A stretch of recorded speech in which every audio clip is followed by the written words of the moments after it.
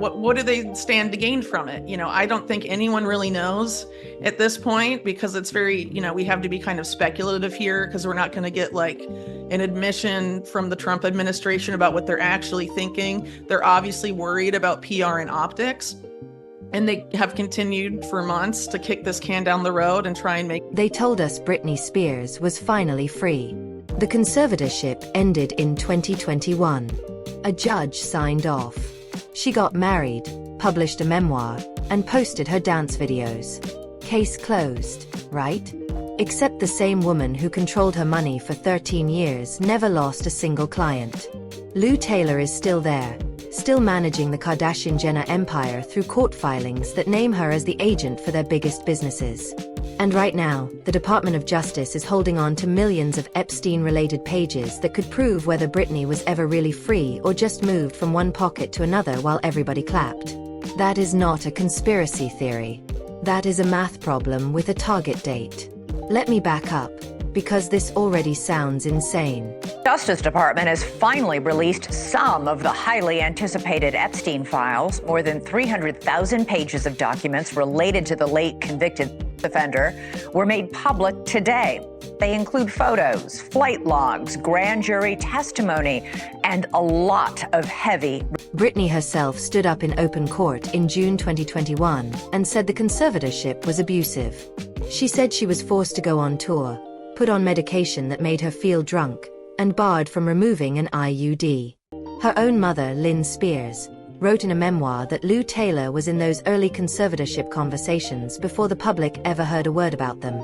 Yet, when the whole thing finally collapsed, Taylor just walked across the street and kept working. Court filings from 2020 and 2021 list Taylor as the agent for service of process for Kim Kardashian's fragrance business, Kylie Jenner's King Kylie LLC, the Kris Jenner Foundation, Kendall Jenner's 818 Tequila, and Travis Scott's Cactus Jack. That is not a casual friendship. That is a legal pipeline. Now look at what is happening right now. The DOJ released approximately 3.5 million Epstein-related pages. That sounds like transparency until you hear the rest. Congressman Ro Khanna reportedly said the department itself identified more than 6 million potentially responsive pages. Do that subtraction. Roughly 2.5 million pages are still missing. Critics say the pages that did come out are so heavily redacted they are nearly useless. And the woman sitting on top of this whole operation is Attorney General Pam Bondi, who was formally subpoenaed by the House Oversight Committee. Her deposition is scheduled for April 14th. That is days from now. Watch how fast this circles back to Britney. On March 4th, California Highway Patrol pulled her over in Ventura County. She was arrested for driving under the influence. Dispatch audio obtained by Page 6 said she was allegedly swerving and speeding in her black BMW sedan. She got booked at 3 o'clock in the morning and released a few hours later. Her own manager called it an unfortunate incident and said he hoped it would be the first step in long overdue change. A court date is set for May 4th. And almost immediately after the arrest, a source told Star magazine that the Kardashian family wants to help Britney reinvent herself. The same source said they genuinely care about her and think she should appear on their Hulu show because it would give her structure. And this woman was forced into a conservatorship. I personally believe she was having a breakdown because the paparazzi wouldn't leave her alone and she wanted privacy. Let's not laugh at what happened to Britney Spears. I think she's lived through a lot, and I say that as someone who just has like the most compassion in my heart for artists like that, because of the things that Kanye told me personally and attempted to tell the world, was everybody laughed and mocked. Wait, stop there. The same family whose business manager is Lou Taylor. The same Lou Taylor who loaned Jamie Spears $40,000 days before the conservatorship began in 2008. The same Lou Taylor who, according to emails exposed by Britney's own lawyer, wrote that she had talked to Jamie's lawyers about TriStar serving as co-conservators. An attorney for TriStar called those emails materially misleading, but did not deny their authenticity. They did not say the emails were fake. They said the context was wrong. That is what people say when they cannot say the document is fake.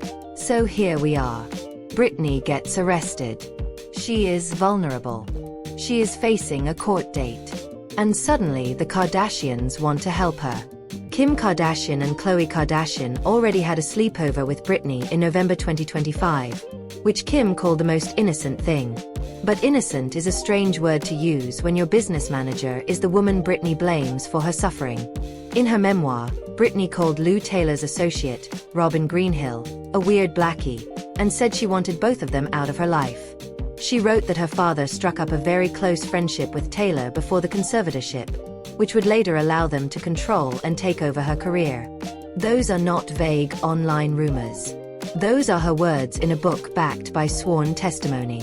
Right to express herself just like anyone else does, except sometimes when you're a parent, that has to be secondary to how that right of expression is going to impact your relationship with your kids. And here is the part that should make everyone uncomfortable. Lou Taylor attended Kris Jenner's birthday celebration. That is not a secret. That is a social fact. The same woman Britney said should be in jail was at the matriarch's party. And now the family wants to take charge of Britney after her DUI. The insider source told Star magazine that if Britney is willing to let the Kardashians take charge, they can help her reinvent herself. Take charge. Those are the words the source used. Not support. Not be there for her.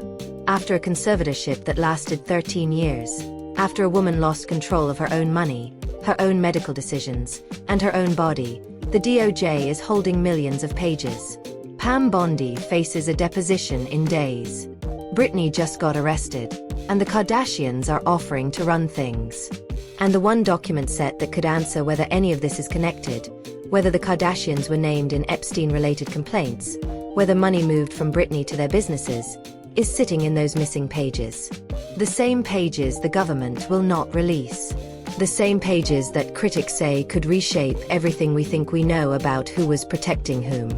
You is and never was part of the Epstein files. She was sentenced in 2025. This was an interview by Trump's lawyer to protect Trump from the fallout about the Epstein files. What this really is nothing but a sketchy PR stunt by the Department of Justice. And we have seen this movie before. The Maxwell interview is to the Epstein files what the Barr letter was to the Mueller investigation. By the math circulating online, the gap is roughly 2.5 million pages.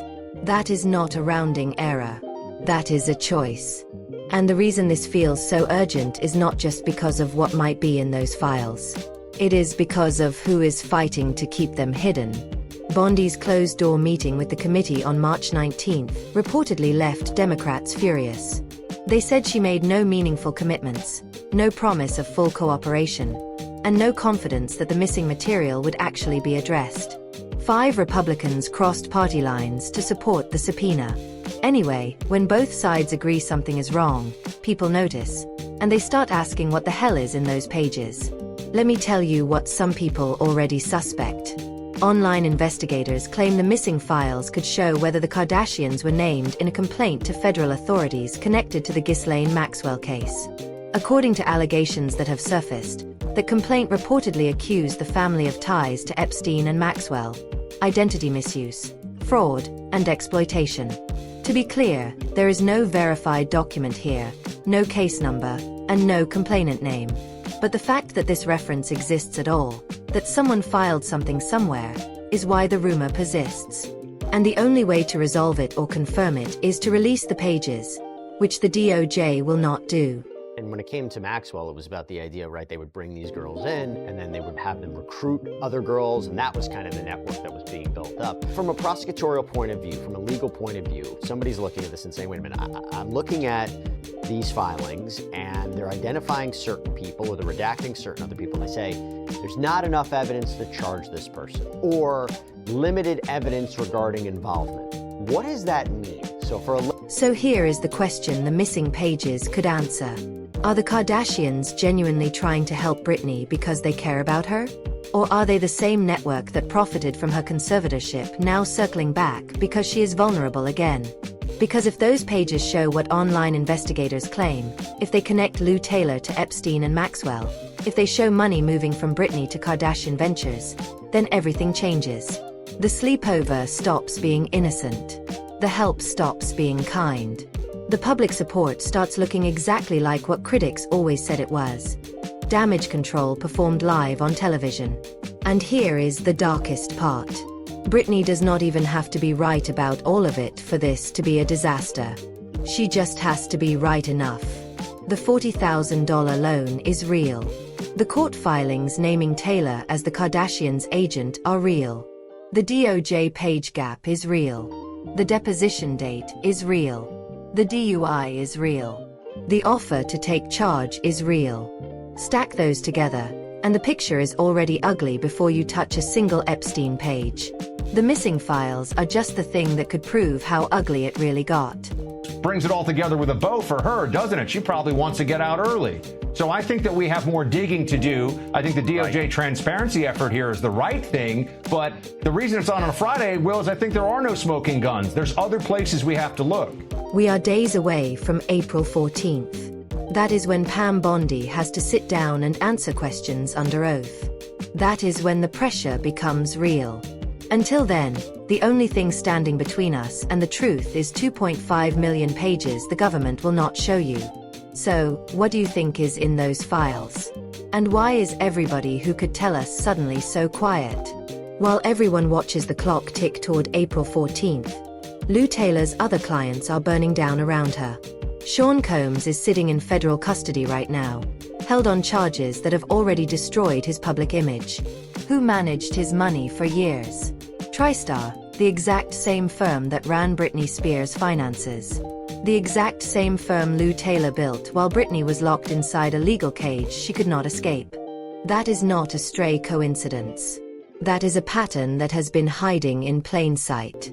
A civil lawsuit filed by producer Rodney Jones dropped a name that should make you sit up straight. Robin Greenhill, the same woman Britney called a weird lackey in her memoir.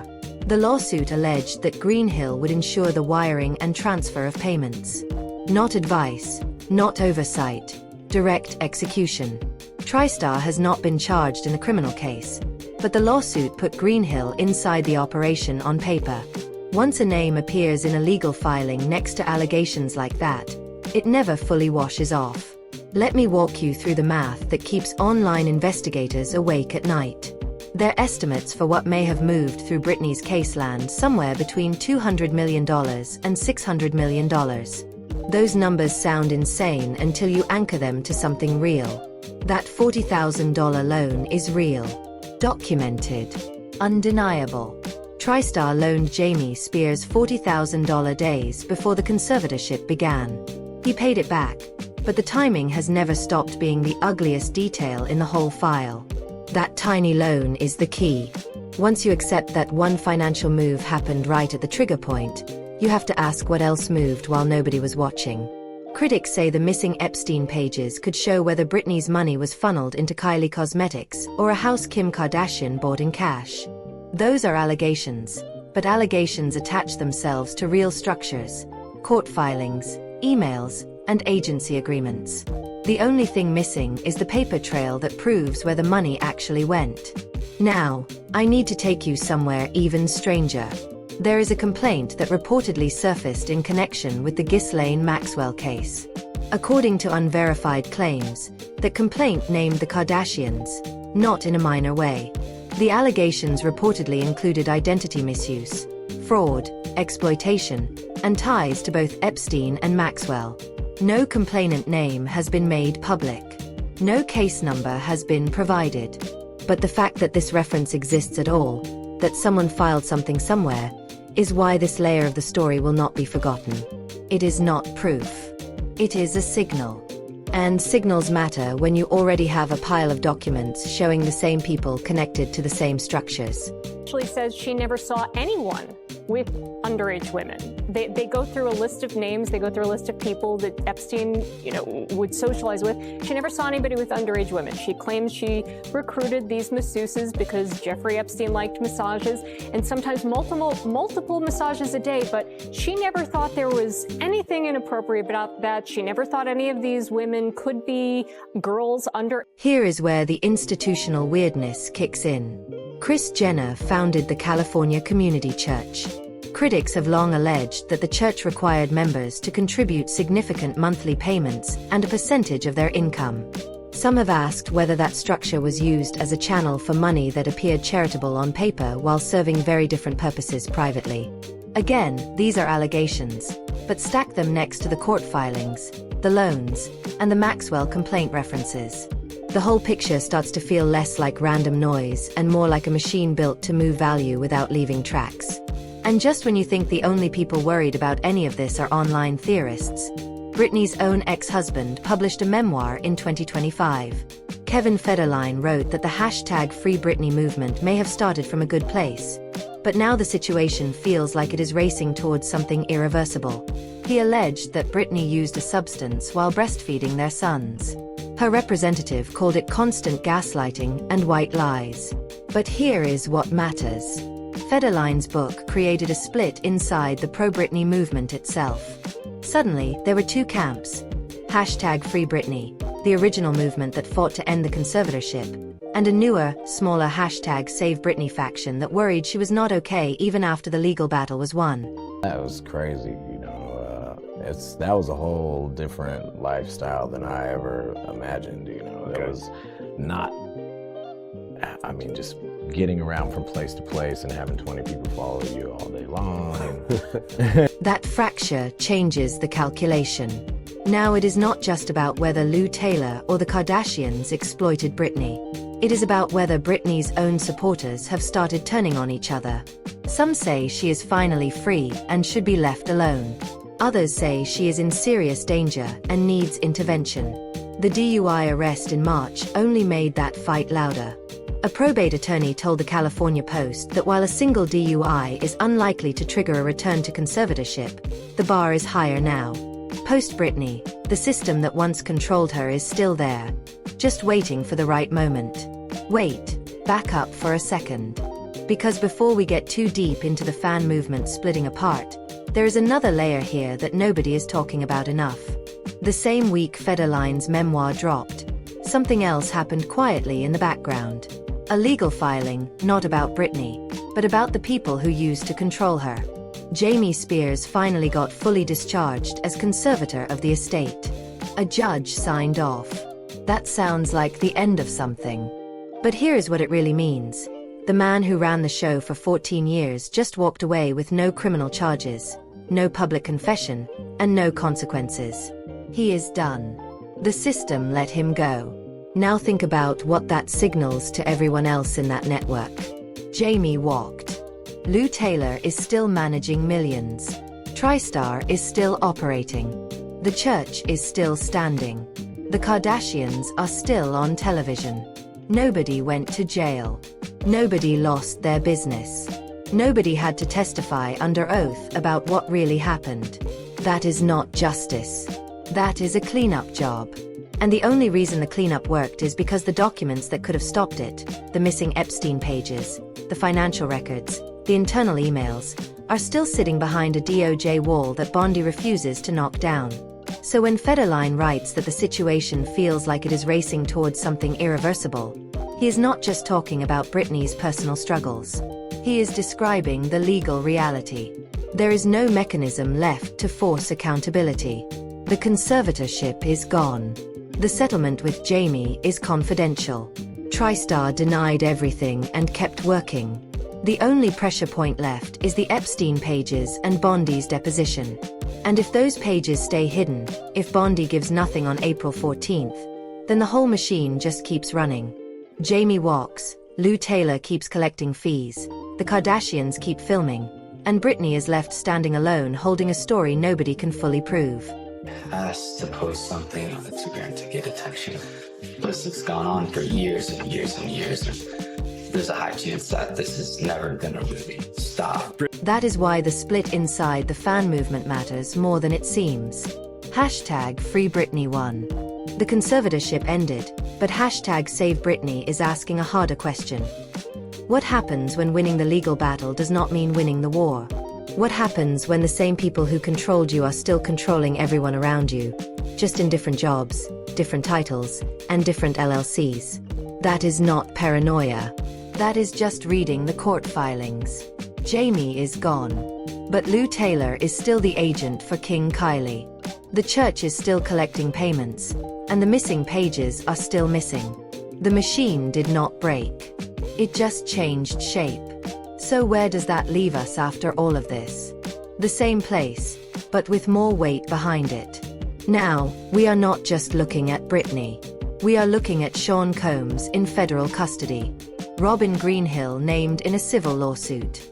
A church structure that critics say moved money. A Maxwell complaint that reportedly named the Kardashians. A memoir that fractured the fan movement. Through all of it, Lou Taylor's name never leaves the room. She is the constant. The one name that appears in every file, every lawsuit, every allegation, every structure.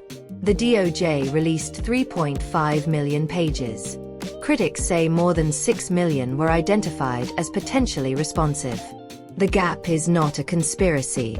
It is arithmetic. Until Bondi sits down under oath and explains where the rest went, every allegation, every rumor, every whisper about Lou Taylor, the Kardashians, and Britney's money stays alive. Not because the allegations are proven, but because the documents that could prove or bury them are being held behind a wall the government refuses to knock down. April 14th is days away. That is when Bondi has to answer questions. That is when the pressure becomes real. The only thing standing between us and whatever is buried in those files is a government that has already proven it would rather release 3.5 million redacted pages than show you the full picture. What do you think is still sitting in those missing 2.5 million pages? Drop your thoughts in the comments. I want to hear what you think is really in there. Talk soon.